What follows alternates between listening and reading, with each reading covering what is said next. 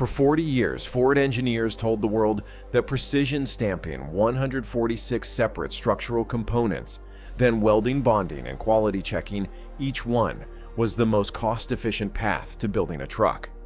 It wasn't. Ford's own $2 billion unicasting announcement just proved every word of it wrong, and China proved it first 5 years ago. In February 2026, Ford Motor Company announced it would spend $2 billion retooling its Louisville assembly plant to produce a $30,000 electric pickup using a process it calls unicasting, collapsing 146 individual parts into just two.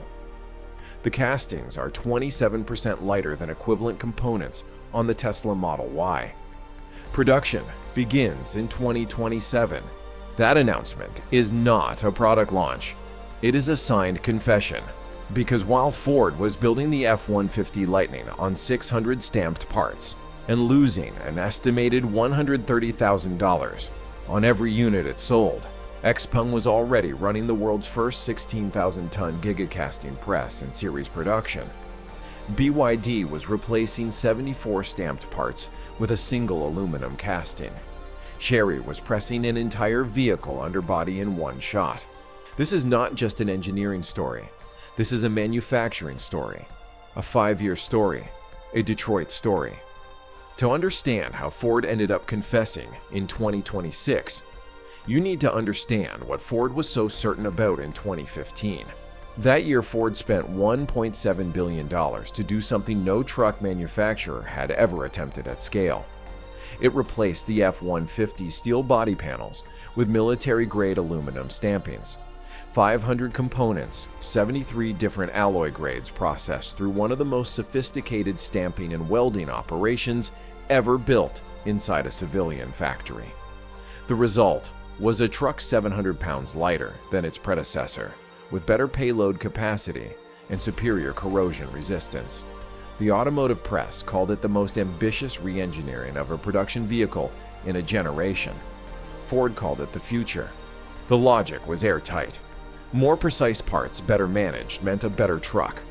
Robotic welding cells reduced human error.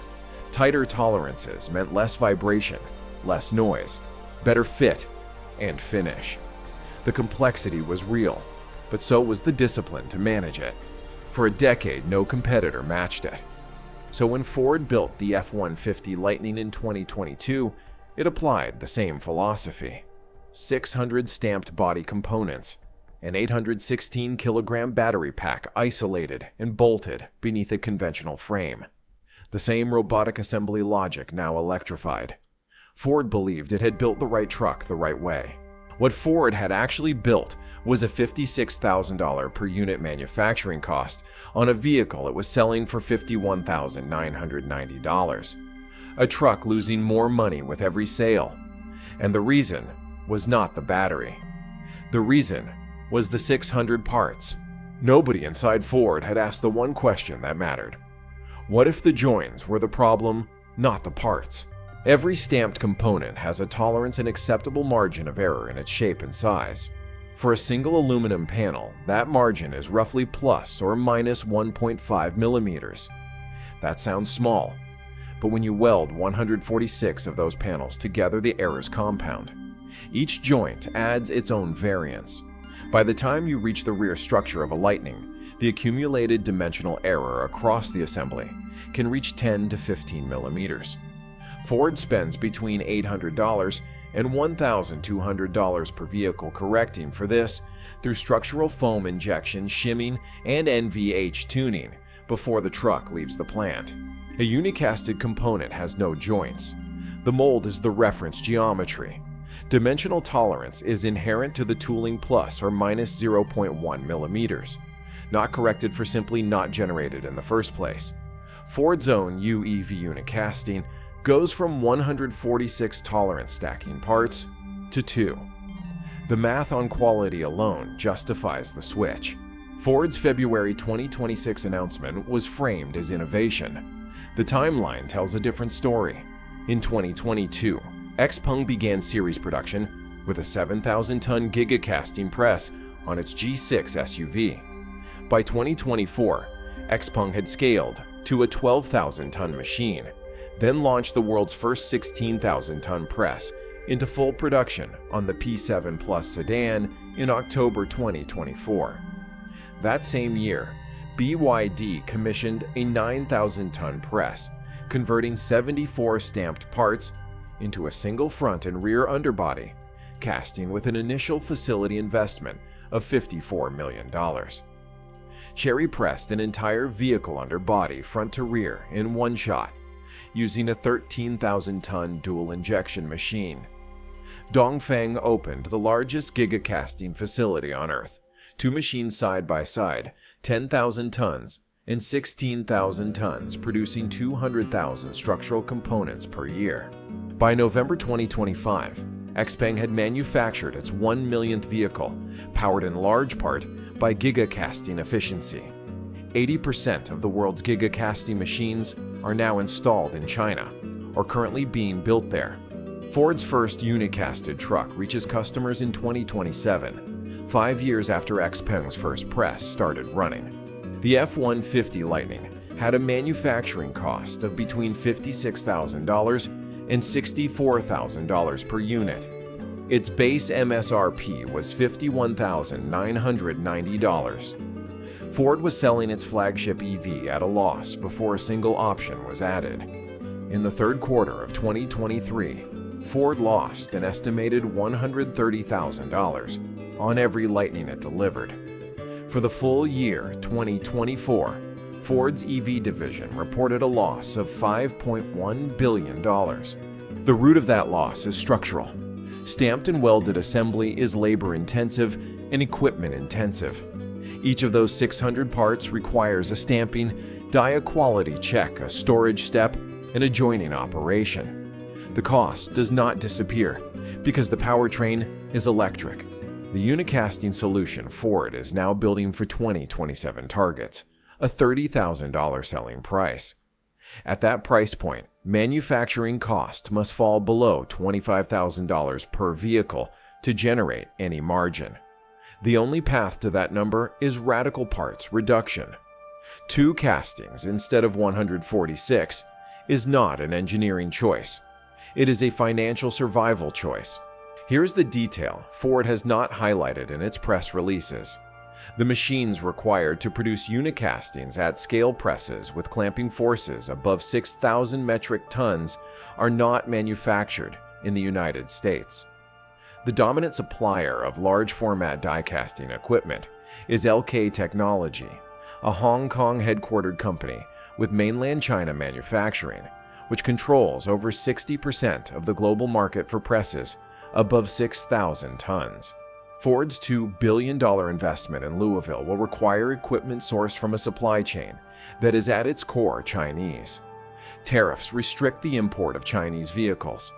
They do not restrict the import of Chinese casting machines, and they do not give Ford the 5 years it would need to develop a domestic equivalent. The country whose manufacturing philosophy Ford is now adopting is also the country supplying the tools to adopt it. Let's be precise about what the F-150 Lightning actually is and what it is not. The Lightning is a capable truck. It can tow up to 10,000 pounds. Its Pro Power onboard system delivers 9.6 kilowatts of exportable power, enough to run a job site or keep a house lit through a grid outage. Its 320-mile EPA range is real. Its F-150 DNA, the brand trust, built over 5 consecutive decades as America's best-selling vehicle, is genuine and worth billions in purchase decisions every year. None of that is theater. Ford engineers built something that works. The problem is not what the Lightning does. The problem is what it costs to make. At $56,000 to $64,000 per unit in manufacturing cost, the Lightning cannot be profitably sold at any price the American truck buying market will accept at volume. Ford discovered this not in a simulation, but in its earnings reports. A $5.1 billion loss in its EV division in 2024, an estimated $130,000 loss per vehicle in a single quarter of 2023. These are not rounding errors. They are the arithmetic consequence of a 600-part assembly philosophy, applied to a segment where margin is everything. The Ford UEV unicasting pickup arriving in 2027 is not a competitor to the Lightning. It is the Lightning's replacement built on the admission that the Lightning's architecture was wrong. 2 unicastings instead of 600 stampings. A target price of $30,000. LFP battery cells produced domestically in Michigan. A $2 billion retool of Louisville assembly, where Ford is betting its entire affordable EV future on the manufacturing logic it spent a decade refusing to adopt. General Motors is watching from the sidelines. The Silverado EV runs on the same Ultium stamped body architecture Ford is now abandoning. GM has announced no unicasting roadmap through 2027. If Ford's bet pays off, if a $30,000 unicasted electric pickup finds the volume that the Lightning never could, GM will face the same reckoning Ford is currently paying $2 billion to resolve, only later. And without Ford's head start, the question the market is now asking is brutal in its simplicity. Who buys a Lightning at $51,990 in 2027 when Ford itself is selling a unicasted truck for $30,000? Ford's $2 billion investment in Louisville is being sold as a job story. In one sense, it is. Retooling a major American assembly plant creates construction work engineering contracts and long-term manufacturing employment. That is real. What is also real is the arithmetic of what 2 unicasting machines replace. A conventional stamped body assembly line for a vehicle like the Lightning requires dozens of stamping presses, robotic weld cells, fixture stations, and quality inspection lines, each one staffed. 2 large format casting machines and their supporting automation require a fraction of that headcount. Ford is not building the same factory with better tools. It is building a different factory with fewer positions. The damage reaches further than Louisville. America's stamped metal supply chain, Shiloh Industries Tower International, Martin Rea Magna's metal forming division, collectively generates over $13 billion in annual revenue from contracts with Detroit's automakers. Every vehicle platform that migrates to unicasting is a program award those suppliers will never receive. If Ford's UEV succeeds and GM eventually follows, the attrition across those supplier networks will be structural, not cyclical. Then there is the machine paradox. The Inflation Reduction Act mandates domestic content requirements for batteries and motors. It contains no provision governing the origin of manufacturing equipment. Ford's unicasting machines will come from a supply chain anchored in China. BYD, meanwhile, is building a $1 billion factory in Monterrey, Mexico, USMCA territory, where vehicles assembled with Chinese casting equipment qualify for zero tariff entry into the United States. Tariffs block the product. They do not block the process. And they do not block the factory being built 2 countries away that will use that process at scale. What happens next depends not on tariffs, but on whether American engineering culture can move faster than it has in the last 40 years. The F-150. Lightning did not lose to a better battery. It did not lose to a longer range or a faster charging speed.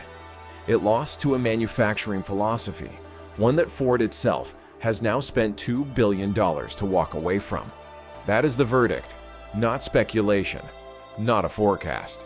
A signed capital allocation decision by the people who built the Lightning, acknowledging in the clearest possible terms that the way they built it was wrong. China did not need to sell a single vehicle in America to win this round. It needed only to prove at scale in production across a dozen manufacturers and millions of vehicles that the join is the cost, the weld is the waste, and the part that does not exist cannot fail. XPeng proved it in 2022. BYD proved it in 2025. Chery pressed an entire underbody into one shot and made the argument in aluminum. Ford listened. 5 years later, $2 billion poorer, and still dependent on the machines that the country it was trying to compete with decided to control first. The question is not whether Ford's 2027 unicasting pickup will work. The question is whether 5 years was the price Detroit had to pay to learn what China already knew, and whether GM is watching closely enough to avoid paying that price twice. History is not waiting for an answer.